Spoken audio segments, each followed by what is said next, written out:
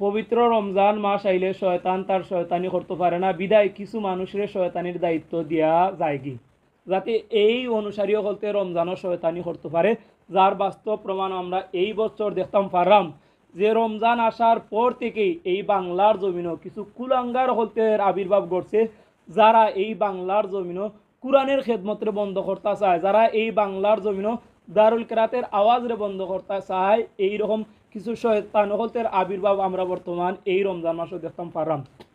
তো বিহার যেবা যারা যেখান থেকে ভিডিওটা প্লে করছেন সকলের কইমু যে বেশি আবেগী না হইয়া আগে আমার ভিডিওটা সম্পূর্ণ শুনবা, তার বাদে পক্ষে করেন বা বিপক্ষে করেন অবশ্যই আপনার মতামত হইয়া যাইবা। তো আমার ভিডিওটা শুরু করার আগে আপনারা একটা জিনিস সিনেমা দেখেন, আমি ফয়রা শোনাইলাম যে একজন ব্যক্তি একজন এই কুলাঙ্গার পোস্ট করছে যে সিলেটের বিভিন্ন এলাকায় দারুল কেরাতের নামে একটি বিদাতি সংগঠন সুপরিকল্পিতভাবে কেরাতের প্রশিক্ষণ দিচ্ছে। তো আপনারা অবশ্যই নিজের চোখ দিয়ে দীক্ষা পড়ছেন, আমিও কইলাম।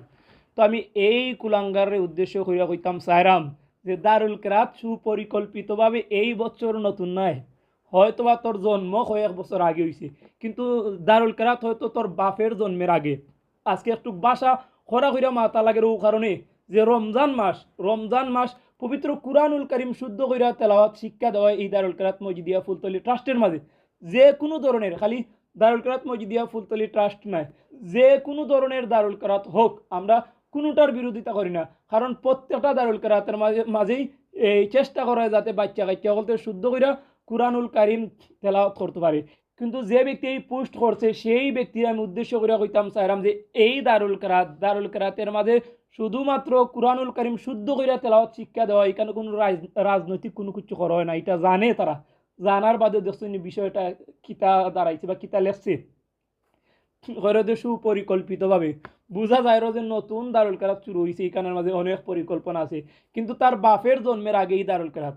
বুঝছো নি, যে ব্যক্তি পোস্ট করছে আপনার স্ক্রিনে মাঝে দেখরা যে তার চেহারা দিকে বুঝতে পাররা যে আল্লামা ফুলতলি সাহেব কিবলা রহমতুল্লাহ এই দারুল কেরাত মসজিদিয়া ফুলতলি ট্রাস্ট যে সাল থেকে শুরু করছেন এই সালে হয়তো তার বাপেরও জন্ম নাই।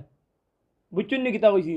তো খরা মা তুই যারা লাগে খুব মাইন্ড করবা না, আর আজকের এই ভিডিওর মাঝে কেউ মাইন্ড করলেও কোনো কিছু করার নাই, কারণ কুরআনুল কারীমের বিরুদ্ধে যারা অবস্থান নিব তারার বিপক্ষে এর চেয়ে আরও বড় কথা কইমু।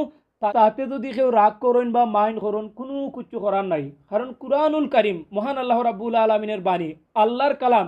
সেই আল্লাহর কালামরে শুদ্ধ করে শিক্ষার লাগি আমরা দারুল কেরাত ফরি বা ফরাই, কিন্তু এই দারুল কেরাতের পিছনে দিয়ে লাগিয়ে গেছে কিছু মালাউন সম্প্রদায়ের মানুষ হল, যারা আবু জেহেল আবুল আহাব উতবা সাইবার বংশধর। এই আবু জেহেল আবুল আহাব উতবা সাইবা তারা সব সময় চেষ্টা করছে যে কিলা কুরআনুল কারীম পৃথিবীর জমিন তো কি ধুলিচ্ছাত করা যায়, কুরআনুল কারীমরে কিলা এই পৃথিবীর জমিন তো কি তারাই দেওয়া যায়, সব সময় তারা চেষ্টা করছে। কিন্তু আমরা দেখতাম পারলাম যে 1450 বছর বাদেও এই আবু জেহেলের কিছু সেলা ফেলা আছে যারা এই রমজান মাসও পবিত্র কুরআনুল কারীমের খেদমতরে বন্ধ করতে চাইরো। তো এরারে চিহ্নিত করা সকল মুসলমানের ইমানি দায়িত্ব। আপনি যে কোনো ধরনের এই দারুল কেরাত পড়েন, কোনো সমস্যা নাই। আমি আগেও কইছি যে প্রত্যেকটা দারুল কেরাতের উদ্দেশ্য থাকে যাতে ছোটো ছোটো বাচ্চারা বা এই মুসলমান সন্তানেরা পবিত্র কুরআনুল কারীম শুদ্ধ করে তেলাওয়াত করতে পারে, এই উদ্দেশ্যেও কিন্তু রমজান মাসও দারুল কেরাত পড়া হয়।